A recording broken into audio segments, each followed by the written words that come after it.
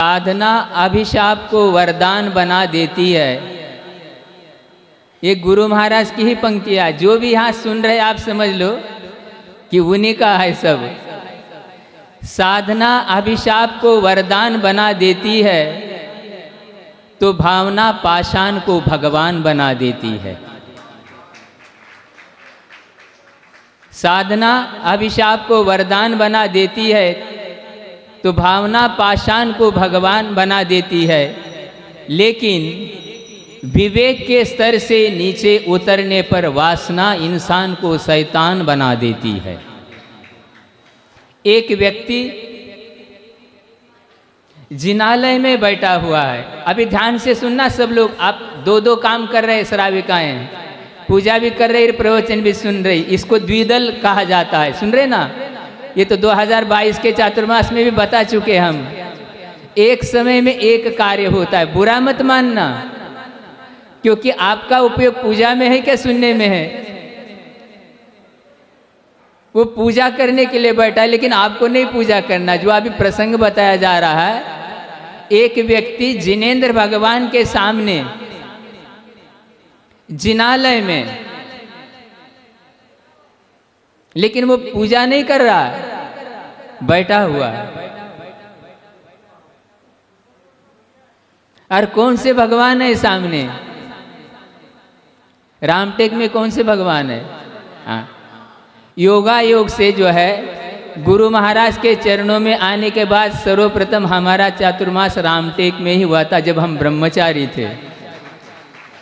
उसके बाद दूसरा चातुर्मास भी रामटेक में ही हुआ था, 1993 और 94। कितना समय हो गया आज उस समय के लिए। पहले चातुर्मास के बाद अमरकंटक गए, अमरकंटक से फिर रामटेक आ गए। लेकिन उसके बाद भी हमको नागपुर आने का अवसर नहीं मिला था। आचार्य महाराज के संग में आने के बाद 93 के बाद हम 2013 में 20 साल बाद पहली बार नागपुर आए थे। उद्देश्य क्या है? भगवान शांतिनाथ सामने है और संकल्प लेकर के बैठा है मौन। बिल्कुल एकाग्र से उपवास के साथ सुन रहे ना, और कार्य चल रहा है। और जैसे ही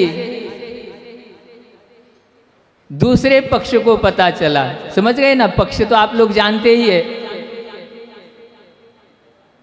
तो उन लोगों ने कहा आप वो वहां पर विद्या सिद्ध करने बैठ गया है, और उसको यदि विद्या सिद्ध हो जाएगी तो हमारा पक्ष कमजोर हो जाएगा।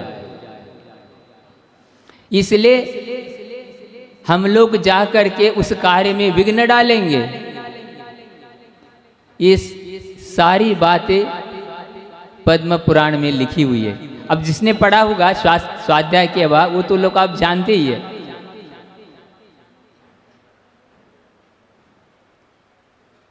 तो उन्होंने अनुमति नहीं दी। नहीं, वो व्यक्ति क्या कर रहा है, लेकिन जिनेंद्र भगवान के दरबार में जिनालय में बैठा हुआ है। वो क्या कर रहा है उनसे हमें कोई मतलब नहीं, लेकिन जो धर्म कार्य के लिए वहां बैठा है, भगवान के सामने बैठा है, आयतन में बैठा है, उसका उद्देश्य वो जाने। लेकिन उसके लिए हम कदापि भी विघ्न करने का भाव भी क्यों करें?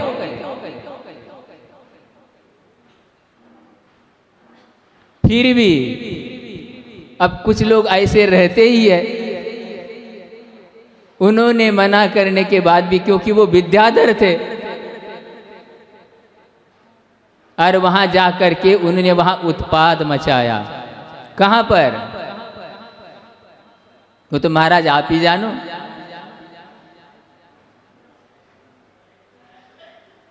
और जैसे ही वो वैसी स्थिति बन गई, तो जो जिनालय में बैठा है उनकी ही पट्टरानी जाकर के वहां पर, हे नाथ, ये कौन सा आपने कार्य रखा है? प्रारंभ यहाँ पर तो अंतपुर में आपकी स्त्रियां पीड़ित हो रही है,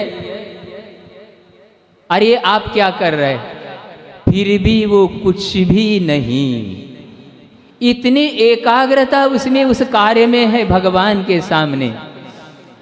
अरे गुरु महाराज जी ने ही प्रवचन किया था, कार्य आदर्श के अनुरूप नहीं, कार्य उद्देश्य के अनुरूप होता है। कार्य आदर्श के अनुरूप नहीं, उद्देश्य के अनुरूप होता है। क्योंकि आदर्श तो शांतिनाथ भगवान है सामने, लेकिन उद्देश्य और कुछ है। सोचिए आप, फिर भी वो टस से मस नहीं हो रहा। और आचार्य रविसेन महाराज लिख रहे हैं कि जहां उपवास के साथ चल रहा है ये, कौन बैठा है वहां पर? दशानन। 24 दिन की विद्या बहुरूपिणी 16 दिन में सिद्ध हो गई उसको, इतनी एकाग्रता। आचार्य रविसेन महाराज, कल आएगा रविवार, रविसेन महाराज पद्म पुराण। यदि दशानन इतनी एकाग्रता मोक्ष मार्ग में रखता तो केवल ज्ञान प्राप्त करता, क्योंकि सहनन को उसका उत्तम था ही, वज्रवृषभ नाराज सहनन, लेकिन उद्देश्य कुछ और है। क्या प्रयोजन था उसका? बहुरूपिणी विद्या की सिद्धि और किसकी प्राप्ति? सोचिए आप, क्या उद्देश्य है? अब आप सोच सकते हैं कि महाराज उसको विद्या फिर सिद्ध क्यों हो गई? ये विषय अलग हो गया। इसलिए है कि विद्या सिद्ध करने के लिए जो एकाग्रता चाहिए वो उनके पास थी।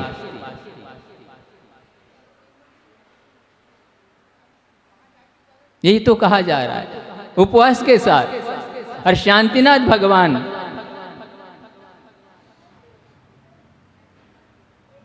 और बाद में जो होना था आप जानते ही, युद्ध प्रारंभ हो गया, सब कुछ हो गया। और अंत में जब कुछ भी उसकी चीजें ये काम नहीं कर रही, अमोघ विजया शक्ति नाम की एक विद्या के माध्यम से उसने लक्ष्मण के ऊपर फेंका और वो मूर्छित हो गया। तो तुरंत युद्ध चल रहा है, धर्म युद्ध। रात्रि के समय युद्ध स्थगित हो गया। एक व्यक्ति आकर के कह रहा है, ये नारायण को आप जीवित देखना चाहते कि नहीं चाहते? किनके सामने? मर्यादा पुरुषोत्तम। तो क्यों नहीं चाहेंगे? तो कहने लगे, एक जो है कोई राजकुमारी कन्या है, उसके स्नान जल से इसका। तो कहने लगे कहाँ है वो कहाँ है? तो यहाँ नहीं है वो। तो बस विद्याधर लोग जा करके, तो उसको भी पता था कि भाई इसका नियोग लक्ष्मण के साथ है, तो अभी स्नान जल क्या, उस लड़की को ही उठा के लेके आए। और जैसे ही वो रण मैदान में आ गई थी, उसके शरीर से जो टकराई हुई वायु है, उससे उसकी मूर्छा दूर हो गई। साधु नहीं वो, राजकुमारी कन्या है, लेकिन पूर्व का जो उसने तप किया था उसका ये प्रभाव है। इसके उपरांत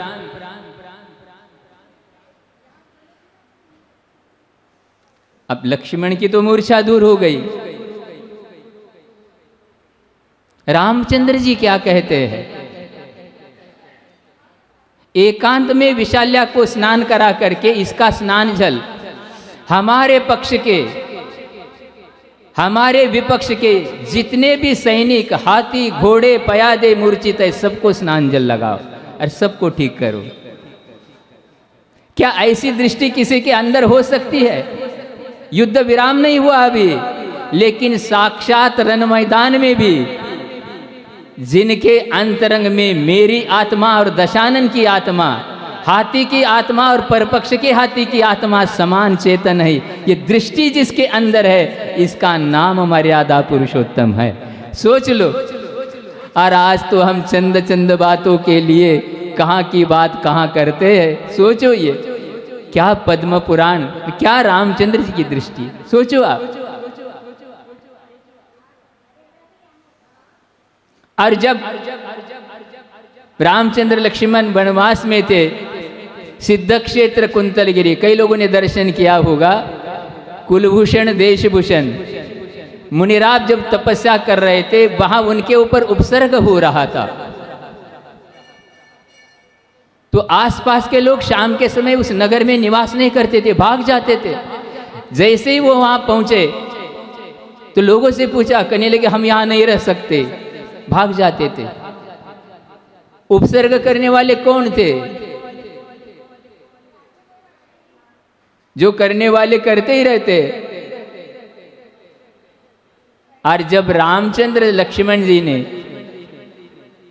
उपसर्ग को दूर किया और उसी से उनको शुक्ल ध्यान के माध्यम से केवल ज्ञान प्राप्त हो,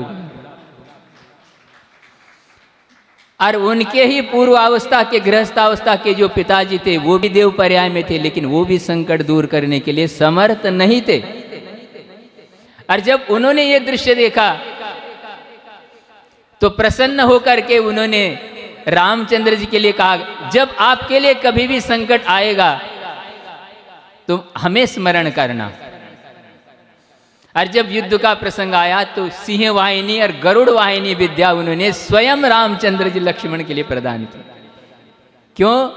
नहीं कृतम उपकारम साधवो विस्मरंती, सज्जन पुरुष किए हुए उपकार को कभी भी नहीं भूलते।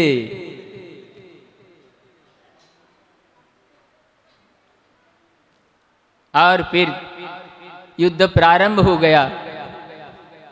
अमोघ विजय शक्ति तो वहीं खत्म हो गई। क्यों? कुछ नहीं कर सकते, जिसका पुण्य प्रबल है। इसलिए आचार्य महाराज जी ने प्रवचन में कहा था, जब तक तेरा बीता नहीं पुण्य का करार, जब तक बीता नहीं तेरा पुण्य का करार, गुनाह कर लो चाहे 1000, क्योंकि सब छुप जाएगा, लेकिन पुण्य प्रबल है। और जिस दिन आपका पुण्य क्षीण होगा, वहां पर कोई भी काम आने वाला ना, अमोघ विजया विद्या काम आने वाली है ना, और सारी आपकी सैकड़ों, क्योंकि विद्याधर थे वो दशानन। अब यहां कोई विद्या काम करने वाली नहीं है। यहां क्या काम करने वाला है? पुण्य का अर्थ क्या? रामचंद्र जी का जो निर्मल क्षायिक सम्यक दर्शन है, तद्भव मोक्षगामी है। इसीलिए हमें ये सोचने की दृष्टि होना चाहिए। अब बीच में ही कुछ बात आपके सामने हम कहना चाह रहे, समय तो आपका हो ही रहा है, धीरे धीरे, ज्यादा नहीं, उतना ही वैसे लेना है।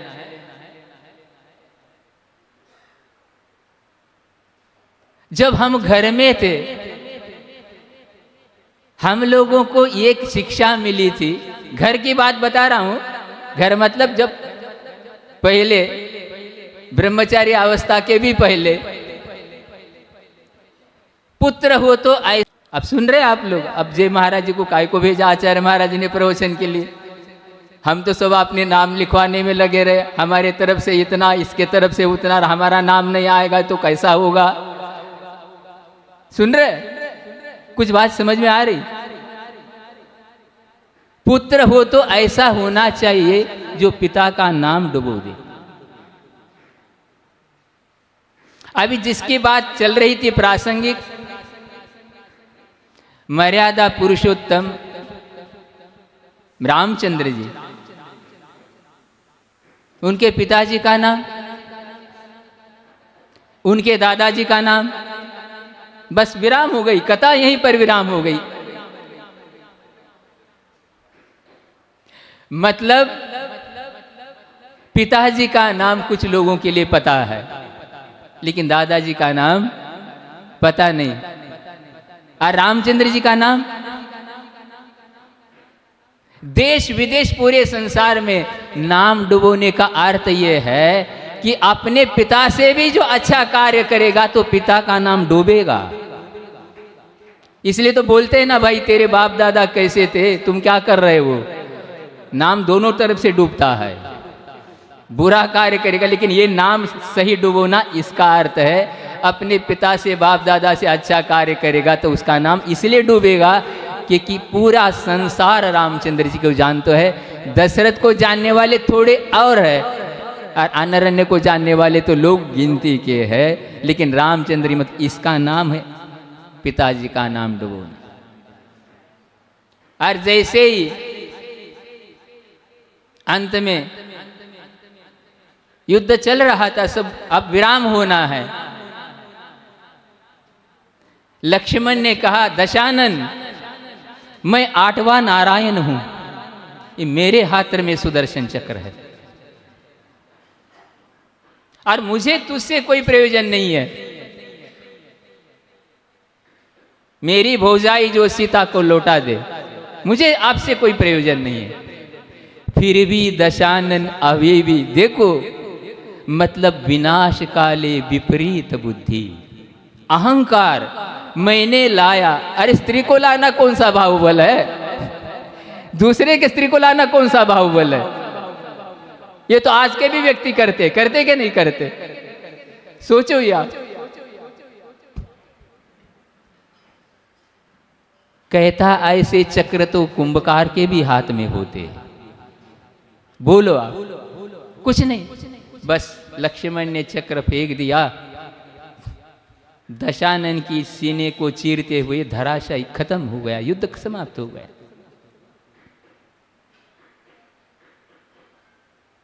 और अब रामचंद्र जी सोच रहे, उसके बीच में बहुत बात है, क्योंकि वो जो उनका भाई भी इनके पक्ष में आ गए, सब हो गया, विभीषण देवी। आप कहते इनके शरीर का अंत्य संस्कार करना है। क्षत्रियों का युद्ध जो है ना, मतलब से होता है, वो चाहते नहीं थे। रामचंद्र जी नहीं चाहते हुए भी मर्यादा के लिए करना पड़ा। क्यों? दशानन यही कहता था कि भाई एक स्त्री के लिए क्यों मर रहे हो, रामचंद्र जी के लिए उपदेश दे रहा था। तो रामचंद्र जी कहते अग्नि के साक्षी से जिसको मैंने पानी ग्रहण किया, जब तू परा स्त्री के लिए मर सकता है तो मैं अपनी स्त्री के लिए क्यों नहीं मर सकता। क्योंकि ये धर्म है पुरुषों का, अपनी स्त्री की रक्षा करना। स्त्री की 3 दशाएं हैं, बाल्यावस्था में पिता के अधीन, विवाह करते तो पति के अधीन, वृद्धावस्था के पुत्र के अधीन। तो कहने लगे इसके अंत संस्कार किया जाए। तो उसका पुत्र कौन था? दशानन का। इंद्रजीत कहाँ था? किसके पक्ष में लड़ा? विभीषण ने तो छोड़ दिया था, लेकिन पिताजी के पक्ष में ही तो लड़ेगा। लेकिन रामचंद्र जी की कस्टडी में उसको कैद किया हुआ था इसकी सेना ने, और अभी भी रामचंद्र जी के पक्ष के लोग सोच रहे हैं उसके पिता का वध हमारे पक्ष की तरफ से हो गया, उसको मत छोड़ो, छोड़ो तो हजारों लोगों को मौत के घाट उतारेगा। और वो क्या सोच रहा है इंद्रजीत? युद्ध यदि विराम होगा तो मैं जैनेश्वरी श्रामण्य दीक्षा को अंगीकार करूंगा। रामचंद्र कहते बुला उसको, इंद्रजीत को। क्यों? पिता का अग्नि संस्कार तो पुत्र ही करेगा। ये लोक रीति संस्कार, इसमें कोई ये धर्म का विषय नहीं है ये, लेकिन लोक व्यवहार की जो रीति है, सोचो क्या उनकी दृष्टि है। और हो गया कार्य, अंत संस्कार आदि। और इंद्रजीत का क्या हुआ? जैनेश्वरी दीक्षा लेकर के कहाँ गए? 52 गजा बड़वानी, बड़वानी वरनय रे, पश्चिम भायम मिचूलगिरि सिहरे, इंद्रजीय कुंभकन्नो निवाण गया नमो तेसिम। पिता कहाँ पर है? जी उनका। इसलिए कौन किसका सगा है, इसलिए न्याय ही सबसे श्रेष्ठ धर्म है। अन्याय नीति, हिंसा, असत्य, चोरी, कुशील, परिग्रह, पाप जहां है वहां कौन सा धर्म हो सकता है? मोक्ष चला गया। सोचो, ये लक्ष्मण के पुत्र भी मोक्ष चले गए। जिनकी स्त्री थी, जिनके पीछे युद्ध हुआ, वो कहां चले गए? मोक्ष। जिसके पीछे युद्ध हुआ वो कहां है? प्रति इंद्र के रूप में वहां पर है। और जो लड़े वो कहां बैठे? इसलिए हमेशा कर्म सिद्धांत राजमात यही धर्म का कार्य है। इसलिए हमको इन चीज़ों को जान करके हमेशा कल्याण के मार्ग पे चलना चाहिए। और आज वार कौन सा है? शनिवार। शनिवार के दिन कौन से भगवान? हाँ, यही पर आ गए। भले ही किसी भी दिन किसी भगवान की पूजा करो, लेकिन ये हमारे ग्रह को शांत करते। ये क्या है? आचार्य गुरु महाराज जी ने 1998 में चातुर्मास में कार्तिक अनुप्रेक्षा ग्रंथ हम लोगों को पढ़ाया था। और आज दिनांक कितना है? 9 अखंड अंक है। आचार्य संबंधभद्र महाराज रत्नकर्ण श्रावकाचार्य, आप तो पद्मन उल्लंघ्य मद्रष्टेष्ट विरोधकम तत्वोपदेश कृत सार्वम शास्त्रम कापत घट्टनम। ये आगम का लक्षण है जो आप्त के द्वारा ज्ञात है, उन्हीं के द्वारा कथन किया हुआ है, अनुलंघनीय है। और तत्व का जिसमें उपदेश है और मिथ्या मार्ग का जो खंडन करता है, ये लक्षण से हमको चलना चाहिए। और लोग कहते महाराज हमारा ये ग्रह, हमारा वो ग्रह, इस हाथ में अंगूठी पहनो, इस पैर में धागा पहनो, ये क्या है सारा? परमार्थ देव शास्त्र गुरु। यद्यपि ये हम देख रहे हैं 1993 से लेकर के नागपुर समाज सच्चे देव शास्त्र गुरु के प्रति समर्पित है। ये हम देख रहे कम से कम भी 30-33 साल से, उसमें कोई संशय नहीं है। लेकिन फिर भी धीरे धीरे वर्तमान की हवा में आकर के हम भटकने जाए, इसलिए आपने विनती सुन करके आचार्य महाराज भी आ रहे। रोज आपके लिए समय दे रहे कि नहीं दे रहे? 1-1 घंटा दे रहे, 10 मिनट पूजा के लिए, 50 मिनट प्रवचन के लिए। चल रहा है क्या नहीं प्रतिदिन? इसका सदुपयोग करो।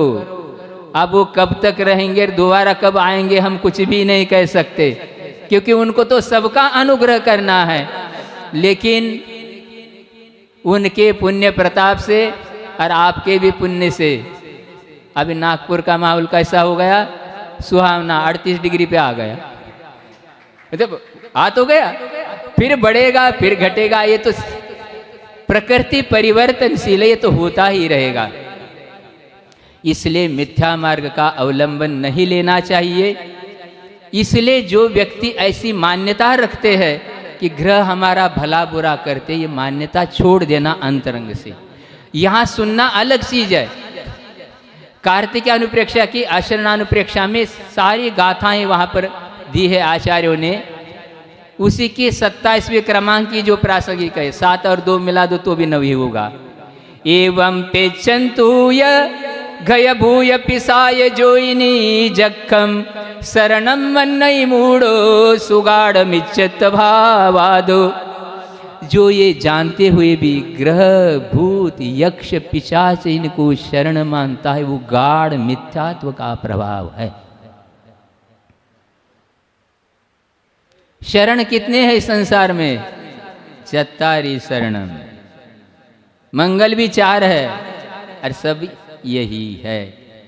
लेकिन धीरे धीरे क्या हो रहा है? तो महाराज आप धीरे धीरे फिर वही आ गए, वहां आ नहीं रहे। हमें ये बताइए, देव शास्त्र गुरु की विनय कैसे की जाती है? महाराज ये तो हमको पता है, सब पता तो है, लेकिन अब धीरे धीरे। नमस्ते महाराज, नमस्ते महाराज, नमस्ते महाराज। अब छोटा बच्चा भी, जवान भी, जिसके लिए कोई तकलीफ है, पीड़ा है घुटने में, कमर में, उनके लिए तो अपन समझ रहे। आज जाने मतलब ये जैसा हो गया कि ये इसका स्वरूप ही हमको पता नहीं। वो तो पिछली बार ही बता चुके, 6ठी 11 प्रतिमा ऐसा नमस्ते तो करना चाहिए क्या? तो महाराज फिर आप वहीं आ गए घूम फिर करके। घूम फिर नहीं, ये इसलिए बताया जा रहा है कि हम धीरे धीरे, उसका भी कारण ये है बार बार मिलने से भी उसका मूल्य धीरे धीरे मेरे विचार से होता है, ऐसा होता है। जितने भी व्रती अव्रती श्राविकाएं हैं, देव शास्त्र गुरु को पंचांग से ही नमस्कार करे। बाकी पुरुष है अष्टांग अथवा पंचांग नमस्कार कर सकते हैं।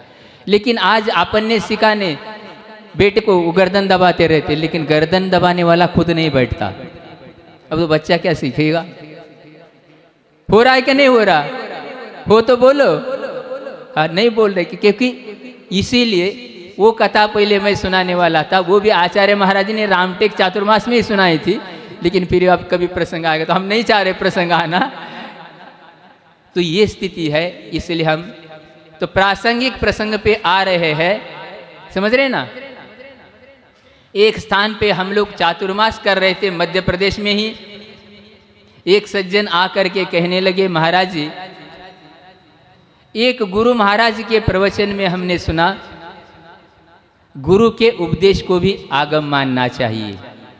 अब आगम का लक्षण तो आपके सामने हम बता ही चुके, सुन रहे ना आप लोग भी। ये बात पिछली बार भी नागपुर चातुर्मास में, लेकिन नागपुर वाले जो है ना वो इतना ही ध्यान रखे। पिछली बार जब हम आए थे तो लोग कहने लगे महाराज जी 22 के चातुर्मास में भी आपका आहार नहीं हुआ था, ये याद है उनको। भाई ठीक है, श्रावक है, चलेगा, हमको कोई देखो साधु के लिए क्या है भाई, नहीं हुआ होगा तो चलो, हो जाना तो है ही कहीं ना कहीं। तो बात अच्छी बात है, हम भूल गए तो भाई आपने तो बता दिया, ठीक है, कभी उसका मौका आएगा, लेकिन जब बोलेंगे जब भी जाएंगे ये जरूरी नहीं, ये ध्यान रखना। तो ये बात ऐसी प्रासंगिक होती है। तो उन्होंने कहा गुरु महाराज जी के प्रवचन में हमने सुना, आचार्य महाराज के प्रवचन में, और ये की बात पहले भी बता चुके, अभी लक्षण से आप चर्चा करिए, व्यक्ति के नाम से नहीं। देव शास्त्र गुरु का लक्षण, आचार्य परमेष्ठी के लक्षण से चर्चा करिए आप, साधु परमेष्ठी का लक्षण से चर्चा करिए, उपाध्याय, नाम से नहीं। नाम से चर्चा करोगे तो हाथ क्या लगेगा? राग द्वेष, उससे क्या होगा? संसार ही बढ़ेगा। तो उन्होंने कहा, उनके प्रवचन में उन्होंने कहा गुरु के उपदेश को भी आगम मानना चाहिए। तो आपका क्या विचार है नागपुर वालों का? एक सज्जन कह रहे महाराज बिल्कुल ठीक है, बाकी एक तो बोल रहे, बाकी के तो सारे। तो ये प्रवचन भी हमारा कई लोगों के लिए बाउंसर जैसा है।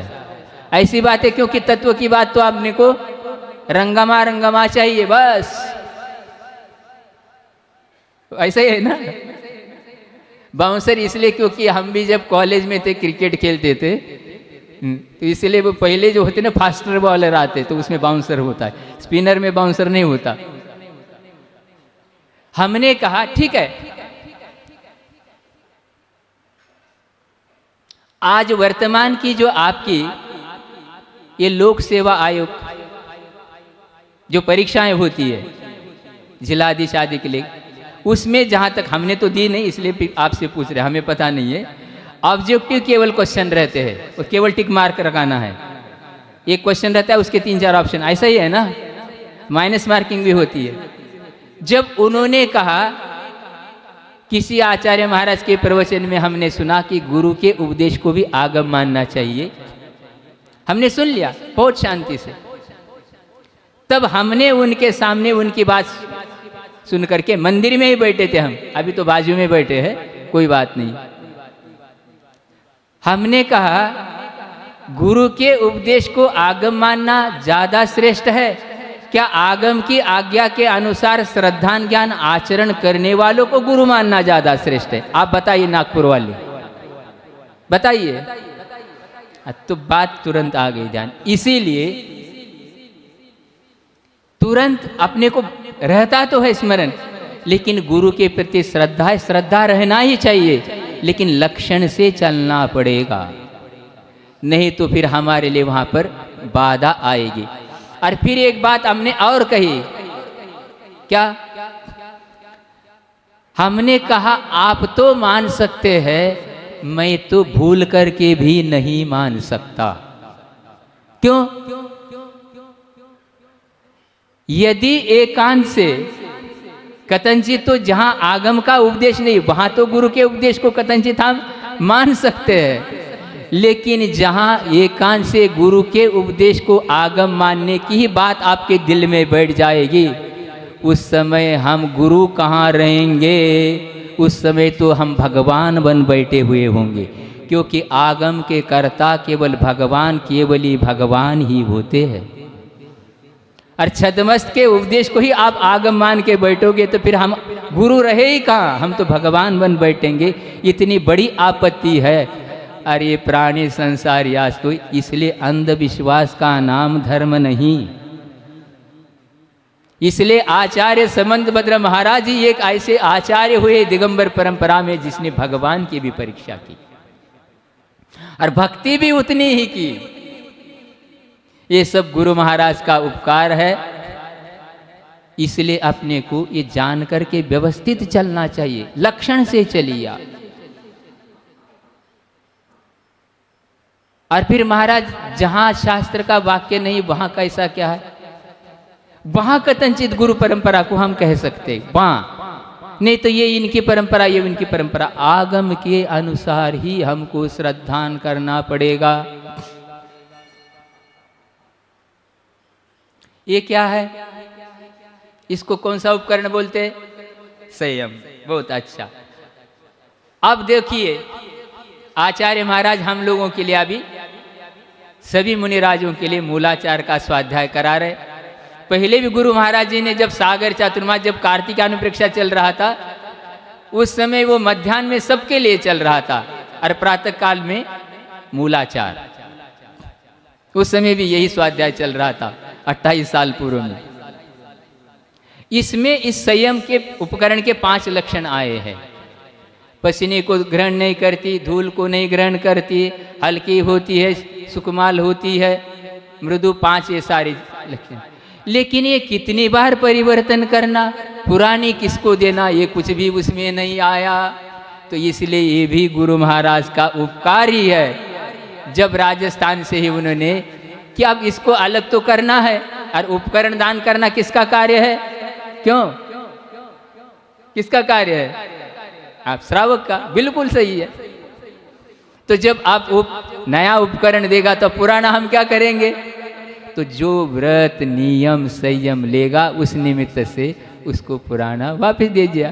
तो ये गुरु परंपरा हमारे लिए मान्य है। लेकिन जहां आगम होते हुए यदि कोई आगम की बाह्य बात करेंगे तो ये गुरु परंपरा लक्षण से स्वीकार नहीं होगी।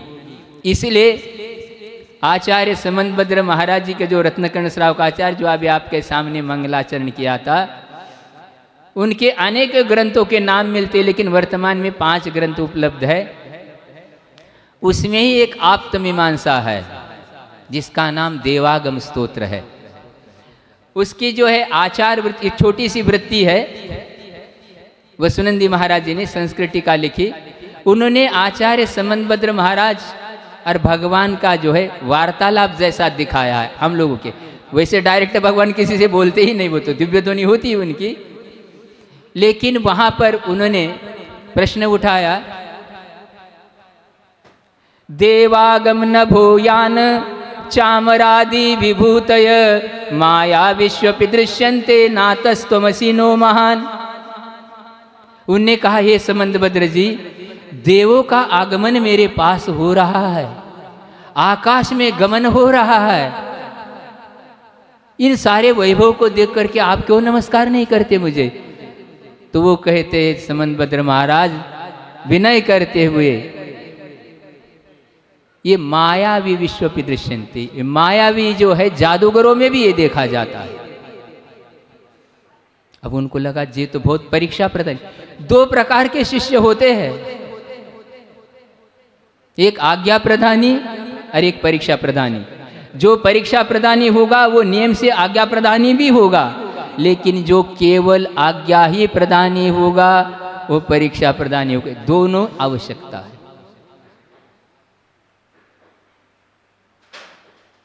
उनने कहा, भाई अब क्या करना है? ये तो अन्य लोगों में भी पाया जाता है सारा, आकाश में गमन करना, ये होना होना, छत्र चमर विभूति, इससे हम आपको नमस्कार नहीं कर सकते। फिर उन्होंने कहा कोई बात नहीं है, अध्यात्मं बहिरप्येष विग्रहादि महोदय दिव्य सत्यो दिवोकस स्वप्यस्ति रागादि मत्सुस। भगवान ने कहा कोई बात नहीं, हम दूसरी विशेषता बताते हैं, हमारे शरीर में पसीना नहीं आता, मलमूत्र नहीं होता, भूख प्यास कुछ भी नहीं लगता, ऐसा आभ्यंतर बहिरंग ये शरीर की मेरी विशेषता है। आपके पास है ऐसी? समंतभद्र महाराज ने तुरंत कहा यह सत्य है, क्योंकि उनको खुद को भस्मक रोग हो गया था। सत्य है, क्योंकि न्याय प्रीति, ये बात भगवान, ये बात सत्य है, क्योंकि न्यायवान व्यक्ति एक क्षण नहीं लगाता है, क्षण भर में स्वीकार है। लेकिन भगवान आपका जो हेतु है शरीर की विशेषता वाला, ये सदोष है। रागादि मत्सुस, देवों के पास भी मलमूत्र नहीं, भूख प्यास नहीं, आपके जैसा ही उनका सुंदर शरीर है, तो आप बताइए इस विशेषता से मैं आपको कैसे नमस्कार करूं? भगवान सोच रही है भक्त तो बड़ा, लेकिन है भक्त पक्का है, जो परीक्षा प्रदानी होगा वही पक्का होगा, बाकी तो जो है जय जय गुरुदेव, बस हो गया। तीर्थकृत समयानां च परस्पर विरोधत सर्वेषां आप्ततां नास्ति कश्चित् एव भवेत् गुरु। उन्होंने कहा कोई बात नहीं, हम तीर्थंकर है। उसके लिए भी समंतभद्र महाराज कह रहे भगवान सारे ही अपनी अपनी तीर्थ के कर्ता बन बैठे हैं, परस्पर विरोध है, कभी धर्म के नाम से अहिंसा कहते हैं तो कभी अन्य कार्य में उसके लिए विधेय कहते। ये विरोध है, तो कोई एक ही आप्त गुरु हो सकता है। इस प्रकार तीन कारिका के माध्यम से उन्होंने इसकी परीक्षा की, और अंत में जा कर के फिर उन्होंने कहा कि जिसके दोषावन्योर्हानिर निश्चय शास्त्रि शायनात् क्वचित् यथा स्व हेतुभ्यो बहिरंतर मलक्षय। दोष और आवरण जिसके पास नहीं, मल जिसमें नष्ट हो गए हैं, वही आप्त हो सकता है। सूक्ष्मांतरित दूरास्ता, फिर कारिकाएं सारी, और एक ही कारिका जो छठवें क्रमांक की है, उन्होंने उस पे सारी पूरी शक्ति लगा दी। स त्वमेवासि निर्दोषो युक्ति शास्त्र अविरोधी वाक् अविरुद्धो यदिष्टम ते प्रसिद्धेन न बाध्यते। आपकी कोई भी बात प्रत्यक्ष परोक्ष किसी भी प्रकार से आगम से युक्ति से बाधित नहीं है, इसीलिए आप ही आप्त है। उन्होंने हेतु से सिद्ध किया, हमारे भगवान इसलिए नहीं। ये समंतभद्र महाराज की, और ये रत्नकर्ण श्रावकाचार्य सर्वप्रथम आचार्य महाराज जी ने हम लोगों के लिए बीना बारा में पढ़ाया था 1993 ही, रामटेक चातुर्मास के पहले। और वहाँ से आगे यहाँ भी शांतिनाथ, कहाँ? रामटेक में, वहाँ भी शांतिनाथ। और योगा योग से फिर दूसरे चातुर्मास में प्रवचन सार पढ़ाया था। आचार्य श्री ने क्या कितना उपकार किया, अपना ने पूरे संसार प्राणी मात्र का सबका कल्याण हो। समय आपका हो गया, 5 मिनट शेष है, 9-10 तो हो गए, 9:15 पे पूरा करना है ना, 9:15 खत्म। हम तो वैसे भी पहले जब छोटे थे 6वीं 7वीं में 5 दिन की कसौटी चलती थी क्रिकेट की, बाद में 50 की आ गई, बाद में 20 ओवर 20। हम भी तो वैसे ही है, लेकिन अभी हमने कहा रोज आप तो 9:15 के पहले छोड़ेंगे वो भी अच्छा नहीं है, इसलिए तब तक तो करना ही है। 5 मिनट किसी के लिए कोई है शंका तो पूछ सकते, नहीं तो अपन उसके लिए खत्म करें। बात समझ में आ रही ना? और 94 के बाद ही फिर ग्रीष्म काल में आचार्य महाराज रामटेक में 2004 में आए थे, और वही रामटेक से बिहार हुआ। बिहार भी नागपुर वालों ने करे, लेकिन उस समय भी नागपुर नहीं आए, सीधा रामटेक से अमरावती। ये ऐसी स्थिति यार, पहली बार जब हम लोग अमरकंटक गए थे रामटेक से, जब भी यहाँ एक ग्रुप था, प्यारे ग्रुप, सारे युवक जो है सबकी सेवा करना, आचार्य महाराज की साधु क्षुल्लक आयलक हम लोगों की तक, ब्रह्मचारियों की तक भी सेवा आज भी कर रहे हैं, उसमें कोई संदेह नहीं। वैयावृत्त सेवा दान में वो हमेशा समर्पित है, लेकिन आगम को भी जानना सीखे। मोक्ष मार्ग में अपना पराया नहीं होता, इसलिए सम्यक दर्शन के 8 अंग को भी जानो। नहीं जानोगे तो फिर वही स्थिति आएगी अंत में। महाराज अब हम क्या करें, क्या करें? फिर भी गुरु महाराज गए तो, लेकिन गुरु महाराज आपके पुण्य से यहाँ आए। जब आए थे लोग कहने लगे महाराज जी अब यहाँ नागपुर में तो 47-48 होता है। तो हमने कहा पहले सोचते विनती करने के लिए आचार्य महाराज के, अब बुला तो लिया, अब हमको सुना रहे, अब सो हमने कहा। लेकिन गुरु महाराज का भी पुण्य है, आपका भी पुण्य, ये चढ़ उतार होता ही रहता है। अभी डाउन होगा, फिर बढ़ेगा, फिर घटेगा। संतों का, साधु का काम है। रामटेक में जब चातुर्मास के वो दृश्य हम लोगों ने देखा है, 93-94 11 साल तक आचार्य श्री के संग में, क्या था वो शांतिनाथ भगवान के पीछे रेलवे प्लेटफॉर्म का आर्च जैसा बना, जिसमें ना कोई खिड़की ना दरवाजा, दोनों चातुर्मास उसी में। रामटेक के मच्छर तो, नागपुर में मच्छर नहीं है, लेकिन रामटेक में तो चातुर्मास में तो होते ही कुछ नहीं। कितनी गर्मी, कितनी सर्दी, सब आचार्य महाराज परिचय विजय, इंद्रिय विजय। और उसी दूसरे चातुर्मास में 94 में 10 लक्षण में हरि का भी जीवन भर त्याग किया, क्या नहीं किया?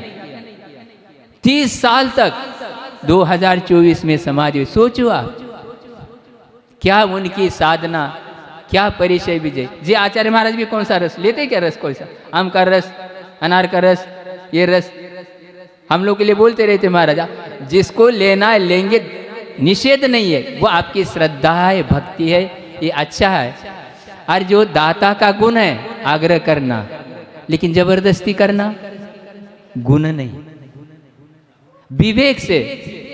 अरे ये हमको सब कार्य करना चाहिए। अभी 2 मिनट है, किसी को कुछ पूछना है, कुछ समझ में आया? हाँ।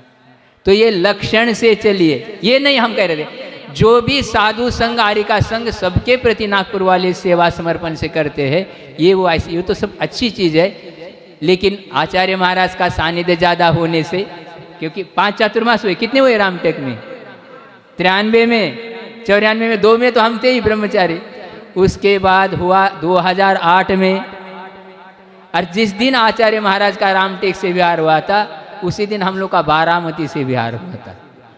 उसके बाद फिर 13 में हुआ, और उसके बाद 17 में। 5 चातुर्मास मिले आपको। ग्रीष्म काल में तो हम थे ही 2004 में, और भी मिले, शीतकाल, ग्रीष्मकाल आप लोगों ने लाभ लिया, और भी लाभ लेते हुए अपने कल्याण के मार्ग पे बढ़े। कटु तो नहीं लग रहा आप लोगों को? जो तो महाराज कई बार बोलते थे महाराज जोर जोर से ना हमारी आवाज़ ऐसी है, अब हम क्या करेंगे? बोले हाँ, इसीलिए अपन कल्याण के मार्ग पे चलो। आपके पुण्य से ही आचार्य महाराज यहाँ आ गए, तो अच्छा लाभ लेकर के। और जो बात बताई गई, व्यवस्थित सावधानी, देखो ये ऐसा होता है। अभी तो ठीक है, थोड़ा मौसम डाउन हो गया, साधु कैसा हार करेगा? वहाँ कितनी भीड़ हम लोगों की देखे थे। एक व्यक्ति पूरे शुरू से अंत तक पहुँचने के लिए चाहिए, कैसा साधु हार करेगा? हमारे आचार्य महाराज भी उदार है, ऐसा नहीं, ऐसा कोई विवेक से करना चाहिए। स्थान प्रशस्त हो तो दूसरे से भी लेते, हार नहीं लेते, हम लोग भी लेते, ऐसा नहीं है। एकांत नहीं पकड़ना, लेकिन सामग्री लेकर के नहीं भागना। क्या शहरों में कहाँ शुद्धि बनी रहती, मोटरसाइकिल चल रही, कहाँ चिंदा चिट्ठी पड़ी, कहाँ देख रहे हम लोग। विवेक से कार्य करे और अपने जीवन का कल्याण करे। इसी भावना के साथ बोलो महावीर भगवान की। बोधि समाधि परिणाम शुद्धि, स्वात्मोपलब्धि स्वसौ के सिद्धि। चिंतामणिम चिंतित वस्तुदाने त्वामुंद मानस्य ममास्तुति।